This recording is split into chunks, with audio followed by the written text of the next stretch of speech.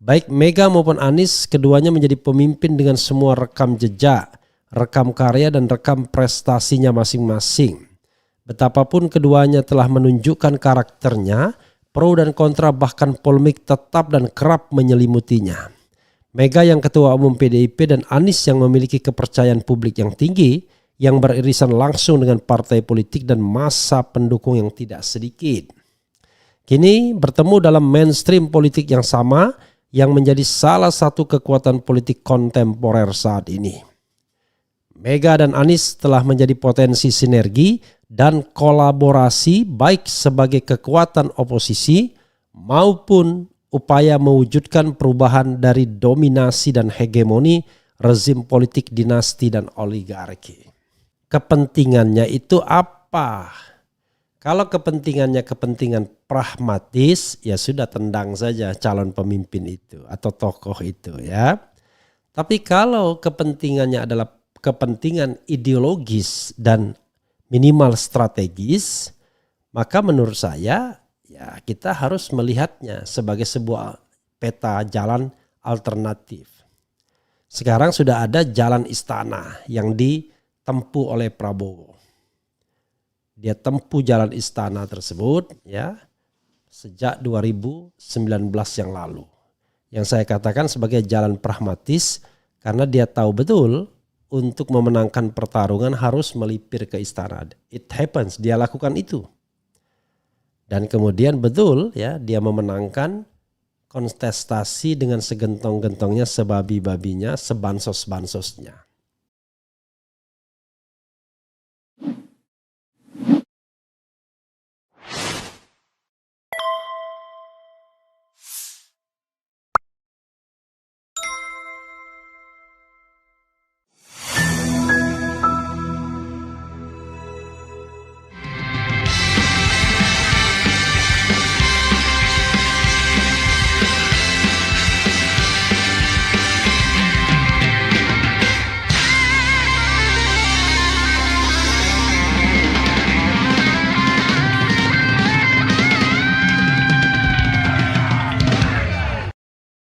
Assalamualaikum warahmatullahi wabarakatuh. Sobat RH sekalian, jumpa lagi kita di channel yang keren ini. Keren cadas. Kita mau bicara mengenai tulisan yang dibuat oleh menarik, namanya Yusuf Blegur. Dia ini seorang pendukung Anies tapi juga aktivis GMNI. Menarik kan, GMNI yang pro Anies ya. Yang organisasinya kiri tapi mendukungnya kanan. Tapi ternyata it happens dalam politik karena sekarang orang berharap Anies bersatu dengan Mega. Nah, Yusuf Blegur menuliskan ini sebagai bahan catatan kita. Nanti kita bahas hal-hal yang perlu kita bahas ya. Coba kita bacakan. Kolaborasi Mega Anies mengobati luka dan tangis, luar biasa ya. Mega Anies luka tangis ya, itu namanya rima ya, disampaikan oleh Yusuf Blegur. Mega dan Anies menjadi pemimpin yang kaya pengalaman terbentur-bentur dan terbentuk. Keduanya memiliki karakter pemimpin yang kuat dan tangguh. Usai Pilpres 2024 yang manipulatif, Mega dan Anies berpotensi membangun harmoni Pilgub Jakarta sebagai cikal bakal dan road mapping perubahan Indonesia. Megawati Soekarno Putri dan Anies Baswedan menjadi dua figur pemimpin ideologis paling menonjol setelah era Orde Lama dan Orde Baru. Mega yang polos dan lebih banyak sebagai ibu rumah tangga biasa, seiring waktu terjun ke dunia politik, mengikuti proses dari bawah. Melewati ujian yang berat, Mega mengalami fase terbentur dan terbentuk. Ia menjadi satu-satunya perempuan politik Indonesia yang tangguh, berkarakter dan memiliki prinsip yang teguh di zamannya. Begitupun dengan Anies, seorang aktivis dan akademisi. Anies juga tak kalah hebat perjuangannya dengan Mega. Anies mengalami juga ujian kepemimpinan yang keras, melahap semua isu, intrik dan fitnah dalam perjalanan politiknya. Cuma rentang waktunya beda ya, tentu Megawati lebih panjang rentang waktunya. Dan Mega memimpin partai politik, Anies tidak. Baik Mega maupun Anies, keduanya menjadi pemimpin dengan semua rekam jejak, rekam karya dan rekam prestasinya masing-masing. Betapapun keduanya telah menunjukkan karakternya, pro dan kontra bahkan polemik tetap dan kerap menyelimutinya. Mega yang ketua umum PDIP dan Anies yang memiliki kepercayaan publik yang tinggi, yang beririsan langsung dengan partai politik dan massa pendukung yang tidak sedikit. Kini bertemu dalam mainstream politik yang sama yang menjadi salah satu kekuatan politik kontemporer saat ini. Mega dan Anies telah menjadi potensi sinergi dan kolaborasi baik sebagai kekuatan oposisi maupun upaya mewujudkan perubahan dari dominasi dan hegemoni rezim politik dinasti dan oligarki. Akankah bertemunya Mega dan Anies pada keinginan, semangat dan gerakan progresif memperbaiki distorsi penyelenggaraan negara selama ini menjadi koalisi strategis dan harapan rakyat menyelamatkan NKRI? Pengalaman dalam birokrasi dan sebagai politisi kedua pemimpin masa rakyat itu memungkinkan keduanya membangun politik keberadaban yang menjamin manifestasi konstitusi dan demokrasi di Indonesia dalam keseharian hidup rakyat ke depannya. Harus ada yang membuat trigger dan menjadi fasilitator Mega dan Anies yang memiliki kelayakan pemimpin gerakan people power sebagai solusi kebuntuan konstitusi tirani dan pseudo demokrasi. Ya. Harus ada yang mempertemukan, melakukan konsolidasi dan harmoni antara Mega dan Anies untuk mengembalikan cita-cita proklamasi Indonesia dan keinginan para pendiri bangsa. Harus ada yang meyakinkan Mega dan Anies untuk bersatu, menghapus luka dan tangis rakyat, negara dan bangsa Indonesia. Jika kedua terah pahlawan nasional bersatu melampaui lintas ideologi dan aliran politik, maka Mega dan Anies menjadi kombinasi kekuatan nasionalis religius dan religius nasionalis yang akan memandu perubahan Indonesia. Wah, luar biasa ya. Bekasi Kota Patriot, 14 Zulhijjah 1445 Hijriah, 21 Juni 2024. Tepat ulang tahun Presiden Jokowi. Jadi sahabat sekalian, saya tidak mau berbasa-basi mengucapkan selamat ulang tahun kepada Presiden Jokowi ya. Selamat hanya pantas diberikan kepada orang yang menyelamatkan republik ini, bukan orang yang tidak menyelamatkan republik ini ya. Karena republik ini makin lama makin hancur ya. Sahabat era sekalian, coba kita lihat ya. Pertama, memang politik itu betul kata adagium dalam politik, tidak ada kawan dan lawan yang abadi. Yang ada adalah kepentingan yang abadi. Nah, cuma kepentingannya itu apa? Kalau kepentingannya kepentingan pragmatis, ya sudah tendang saja calon pemimpin itu atau tokoh itu ya. Tapi kalau kepentingannya adalah kepentingan ideologis dan minimal strategis, maka menurut saya ya kita harus melihatnya sebagai sebuah peta jalan alternatif. Sekarang sudah ada jalan istana yang ditempuh oleh Prabowo. Dia tempuh jalan istana tersebut ya sejak 2019 yang lalu. Yang saya katakan sebagai jalan pragmatis karena dia tahu betul untuk memenangkan pertarungan harus melipir ke istana. It happens, dia lakukan itu. Dan kemudian betul ya dia memenangkan kontestasi dengan segentong-gentongnya, sebabi-babinya, sebansos-bansosnya. Maka Anies dan Mega tidak boleh mengambil jalan itu untuk memenangkan pertarungan politik atau menegakkan ideologi atau menegakkan tujuan-tujuan strategis. Mereka harus memupuk kekuatan rakyat yang real, yang mampu melawan, ngamuk bila dicurangi. Yang mampu menghalau keterlibatan aparat, baik sipil maupun militer. Yang mampu keep on eye terhadap penyalahgunaan keuangan negara, BUMN dan lain sebagainya untuk memenangkan pasangan calon. Nah, jadi bersatunya kekuatan ini ya tidak boleh karena didasari pada tujuan ingin memenangkan secara pragmatis pula. Kalau tidak, apa bedanya?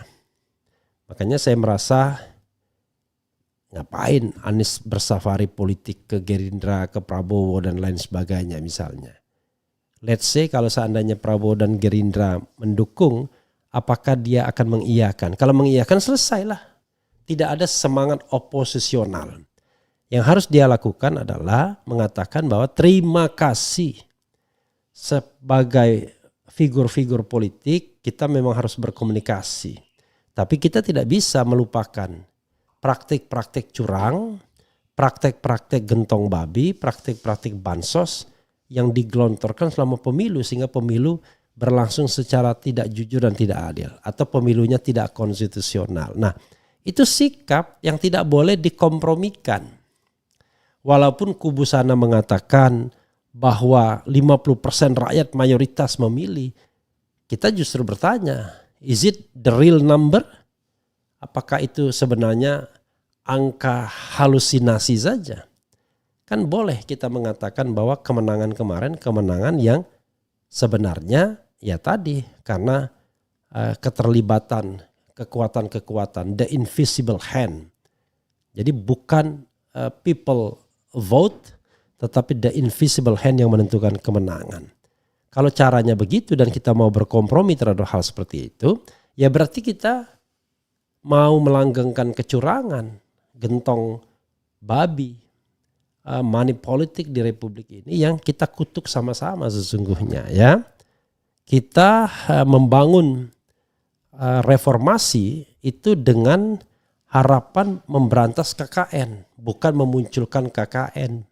Nah sekarang pejabat-pejabat publik KKN semua. Tidak ada lagi pejabat publik yang kemudian kita bisa percaya sebagai penghulu dalam pemberantasan KKN. Ya, saya tidak tahu apa yang dimaksud dengan konsep korupsi misalnya Prabowo Subianto. Belum apa-apa, orang-orang partainya sudah menggerakkan kepala-kepala desa sebagai contoh yang kemarin kita tampilkan di Pati misalnya untuk mendukung kader-kader Gerindra atau calon-calon Gerindra. Apakah ini yang dinamakan pemberantasan korupsi? Jangan lupa korupsi itu punya saudara kembar, punya saudara kandung yang bernama kolusi dan nepotisme. Jadi kalau Anda melakukan korupsi, kolusi dan nepotisme, ya maka tidak bisa Anda diharapkan memberantas korupsi. Karena itu satu saudara kandung. Bagaimana Anda memberantas korupsi kalau Anda kemudian membiarkan kolusi dan nepotisme? Itu soalnya ya. Sahabat dan sekalian, sekali lagi ya, ini harapan dari seorang yang punya latar belakang GMNI, ya, aktivis GMNI yang pro ke kanan. Dan akhirnya saya kira dalam diri seorang Blegur ya tidak ada lagi dilema kalau seandainya Anies itu bersatu dengan Mega. Arus Anies bersatu dengan arus Megawati. Sebagian mungkin menganggapnya dilema tapi mungkin tidak untuk Yusuf Blegur. Karena itu kita nantikan siapa yang akan mengusung dan mendukung Anies Baswedan dalam Pilkada DKI 2024. Saya terus terang ya hanya berharap bahwa terjadi pertarungan yang genuine. Tapi kalau kubu sana ingin gentong babi, ada perlawanan dari rakyat. Ya, bila perlu geruduk KPU, geruduk Bawaslu yang kita tahu bahwa cengar-cengir kalau lihat ketua Bawaslunya seolah-olah tidak merasa ada yang penting untuk diselamatkan dalam pemilu ini. Padahal harusnya gelisah ya. Banyaknya politik gentong babi, banyaknya politik bansos, banyaknya politik money politics ya. Harusnya itu menjadi kegelisahan bagi orang-orang yang mengisi di jabatan penyelenggara pemilu. Tapi tidak. Ada putusan Mahkamah Agung misalnya yang mengaduk-ngaduk, mengacak-ngacak PKPU. Malah senang. Tidak ada perlawanan sama sekali ya. Harusnya KPU punya standing. Datang ke Mahkamah Konstitusi. Waduh kami gak bisa bikin peraturan diaduk-aduk seperti ini. Peraturan kami itu sudah benar. Kami mau datang ke Mahkamah Konstitusi bukan orang lain yang membela peraturan KPU itu. Harusnya KPU sendiri yang membela peraturannya. Dia bikin peraturannya diacak-acak Mahkamah Agung, diam saja. Padahal ada saluran hukum yang sah dan konstitusional untuk mengembalikan kepada rel yang sesungguhnya. Tapi kalau dia menjadi bagian dari tim sukses istana, ya berat kalau begitu ya. Oke, saudara sekalian. Jadi saya aneh produknya diacak-acak malah dibiarin aja sama dia. Bahkan ada kecenderungan mendukung gitu. Atau karena there is something ya. Something itu kita nggak bisa ngomong apa-apa. Tapi cobalah sekali-sekali ya, someday ya dilakukan audit. Ya. Audit apa aja terhadap para anggota KPU, para anggota Bawaslu ya. Audit pekerjaannya ya, audit macam-macam lah ya. Everything can be audited. Untuk menunjukkan bahwa orang-orang ini adalah orang-orang yang masih atau tidak berintegritas ya. Atau memang integritas itu belum pernah atau tidak pernah ada ya. Apa ini akan seperti saat Sasuke gabung Akatsuki dan melawan rezim Konoha? Apa maksudnya ini ya? Saya ini bukan penonton. Apa ini kalau Sasuke itu apa ya? Bukan yang ini, Naruto. Oh Naruto ya, Sasuke ya. Naruto itu anak saya yang suka nonton Naruto itu ya. Kemudian para kartel pemilik partai dan elitnya kini tunduk kepada Jokowi karena mereka terperangkap berbagai kasus hukum miris. Ya itulah informasi yang kita dapatkan ya. Semangat. Kemudian ini zamannya nepo-nepo, bukan di zaman demokrasi atau kisah si reformasi. Oke. Biarin aja koalisi Kim saling sikut demi Jokowi. Ora popo teruskan sing penting rakyat makmur bukan yang lain. Ya ternyata rakyat gak makmur, gimana Salman Yunianto? Anda mengatakan rakyat makmur sing penting. Yang terjadi adalah dolar nyungsep, rupiah nyungsep terhadap dolar. Sekarang sudah 16.500. Bagaimana mengatakan rakyat makmur? Ya, kalau rakyat diberi bansos, makan sebentar, iya. Tapi setelah itu, ya bahkan harga beras melambung tinggi setelah pemilu dalam sejarah, ya. Jadi kita harus juga fair ya. Ekonomi tidak baik-baik saja. Ya kalau yang berada di lingkaran kekuasaan, yang dapat jabatan komisaris, ya memang ongkang-ongkang kaki digaji 200 juta per bulan atau 1 miliar per bulan. Kalau yang di Pertamina, di Telkom, di bank dan lain sebagainya. Jadi kita harus lihat rakyat secara keseluruhan. Jangan orang-orang yang dininabobokkan atau dimakmurkan atau disejahterakan oleh kekuasaan karena melipir ke istana ya. Oke. Anies Megawati ayo bersatu demi rezim runtuh ya. Berakit-rakit kita ke hulu, berenang-renang kita ke tepian.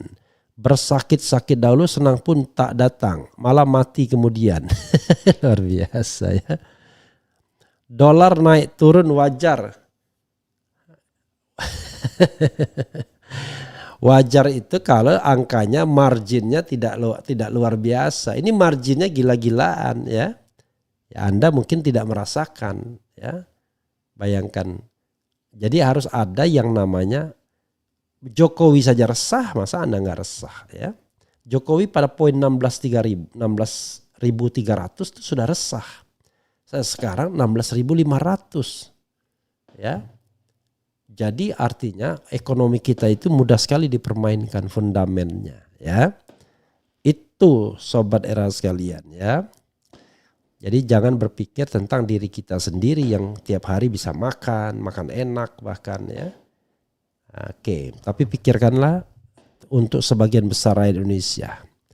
Itu saja sobat sekalian, sekali lagi ya kita aminkan apa yang dituliskan Blegur. Tapi sekali lagi kita tidak bicara tentang dua orang dengan watak baik. Saya menganggap bahwa manusia itu sama saja. Tetapi yang akan dinilai itu adalah penyikapannya terhadap satu hal. Kalau Anies stay pada keinginan untuk menegakkan demokrasi yang sebenarnya, pemilu yang sebenarnya, tidak pragmatis, ingin memenangkan pertarungan, maka dia masih menjadi man of value. Kalau Megawati setia pada konstitusi, maka dia akan menjadi woman of value.